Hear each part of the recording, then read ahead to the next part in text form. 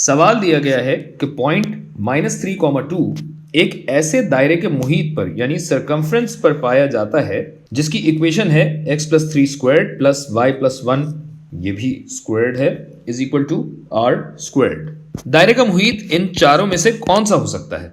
देखें भाई, ये दायरे की इक्वेशन है। चूंकि ये दायरे की इक्वेशन है तो इस इक्वेशन में जब ये पॉइंट डाल दिया जाएगा तो हमारे पास r की वैल्यू आ जाएगी। तो वीडियो रोकें और डाल के देख लें। आ गया जवाब? चलें हम तस्दीक कर लें। r स्क्वायर्ड बराबर होना चाहिए -3 जमा 3 का स्क्वायर्ड जमा y क्या है 2 + 1 का स्क्वायर्ड। ये तो हो गया 0 और बचा हमारे पास 3 का स्क्वायर्ड। 3 का स्क्वायर्ड r स्क्वायर्ड के बराबर है, तो r किसके बराबर हुआ? जाहिर है 3 के बराबर हुआ, लिहाजा ये हमारा जवाब है।